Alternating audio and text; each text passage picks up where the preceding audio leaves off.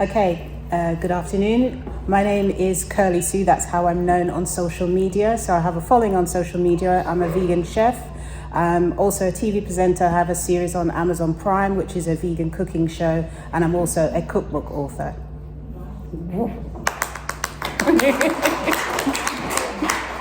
And you, my love? Hello, so I am Vanessa Sturman. I'm a transformational health coach and award-winning speaker, and I help people eat their way to great performance and a healthy way without ever dieting again, built around their busy lives. And very importantly, that comment wasn't me about saying the wrong thing. In terms of my job title, I wouldn't have got annoyed at all, but it's actually because that's my old job title that you were looking at, which was plant-based health coach. And the reason I stopped calling myself that and called myself a transformational health coach was because I wanted people to just see this food by the evidence that it is incredible for health, incredible for our planet, as opposed to plant-based food versus other food. It's just food. So I've tried to de-veganize and de-plant-base my marketing so that it can attract more people in to go, I'm understanding the value of this food. It's not because you're vegan or you're biased. So I do work with people one-to-one in terms of building healthy food into their busy lives, help them get transformations in their weight management, help them never diet again, help them with body pain, even type 2 diabetes, and generally have overall better energy and health for their entire body for something that is fully long-term. And I do talks at universities and corporates on healthy eating. In fact, that's it. Thank you.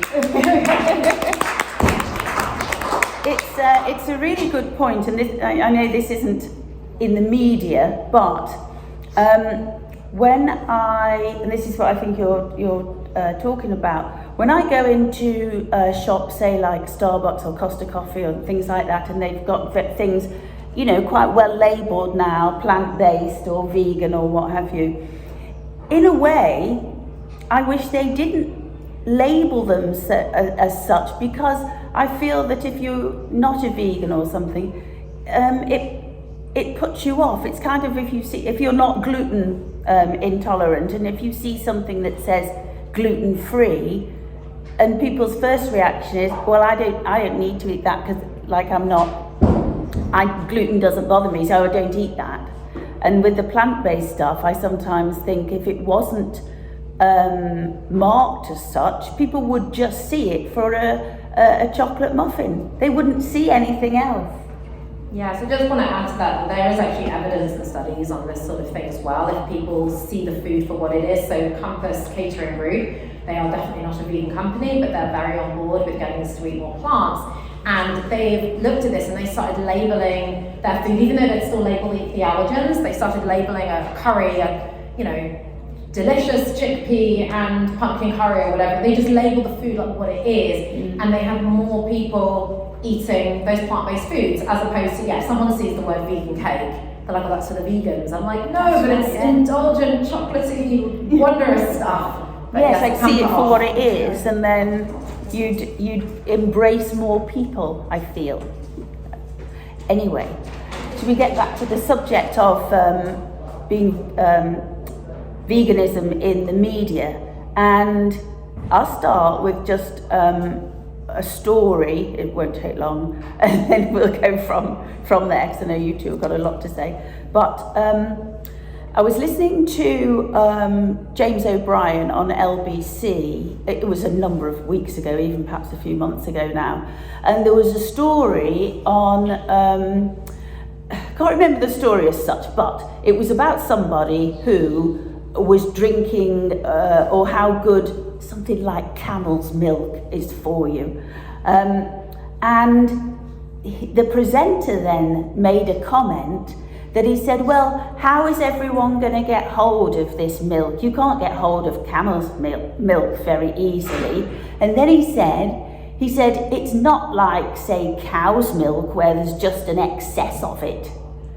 And I thought, oh my God, people still don't realise how cow's milk comes about, and I thought his show goes out to a lot of people, and to just say that well, there's an excess of cow's milk, so we're all right, drink it, there's loads of it, I mean, And that is the media being, very bad, really, at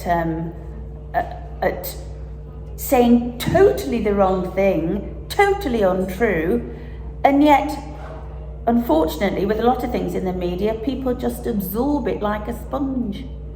What do you think? I agree. There is a need for the image of veganism to still continue to change in the media.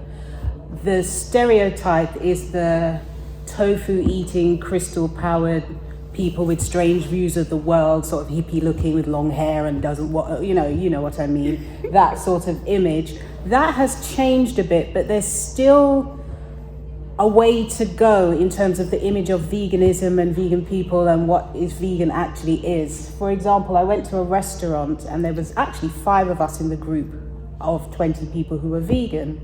So the waiters came with the food and they said, oh, here's the vegetarian option.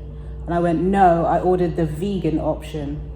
And they went, yeah, the vegetarian. They didn't know the difference between vegan and vegetarian. And they made me feel like I was being fussy, but fortunately the other 4 were far more vocal than I was and were almost angry with the waiter and made a point of explaining in minute detail exactly what the difference is. But my thought was, if we had more things in the media to help people to understand what the difference is and what options are available to them. So the person saying, oh, there's plenty of cow's milk around so you can just drink it.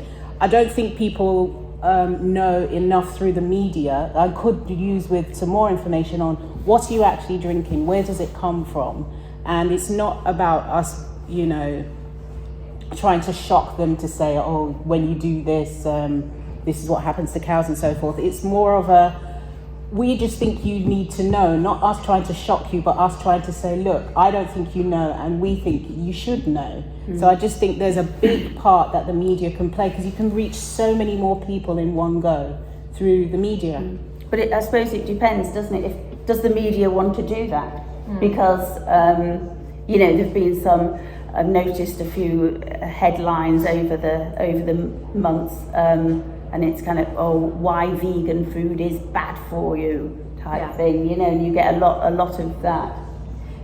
Yes, so the media loves to divide. I forgot to say when I was introducing myself, I've been on Sky News multiple times, LBC, BBC Radio very frequently, so I'm dealing with this stuff a lot. And I try mostly to get in the media about things not about veganism, because I try and hide that I'm vegan. And mostly so that I can be the one who's there when there's something about nutrition, something about protein, something about wasting food, that someone like me is there to talk about the facts around the food system without saying about whether or not cow's milk is vegan or not, but just to give the facts where people don't think I've got a bias, which I think is really, really important so that it becomes more factual, because the media loves to divide. And it's very interesting. Say I went on Talk TV and loads of people got upset by how the presenter, how they thought he was treating me. And it's all for the cameras. Like, we meet up and have coffee.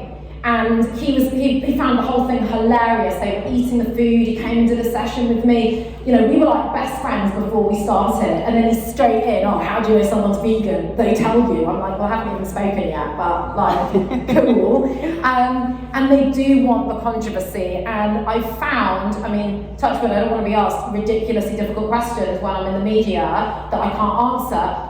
I'm still not asked difficult questions. I'm asked about protein, I'm asked about soy destroying the planet. It's still the most basic things that I'm being asked that have still not been busted, or, teenagers are dying because they went vegan. Literally those are the questions that I'm often asked. So we do need to keep busting those, but it would be great to get past this division between vegan and non-vegan, because yes, I would like more people to go vegan, but I'm also a realist. And I realise if more people just cut down on animal products, hopefully they'll eventually come to veganism as well, but that's going to have more impact, which is why we sometimes, I think, want to come away from the discussion of vegan or not and go, well, are you actually eating more of these foods? Only a third of people are even getting 5 a day. Only 10% of people are even getting the amount of fibre they need. And if we talk about it in those terms, in monetary terms for the NHS, we'll probably get further. Yes, absolutely. I think some of the other discussions we've been having in here have really touched on that point as well. That a lot of people, unfortunately, sort of the animal side isn't going to work as much for them as more the environmental issues, etc., etc.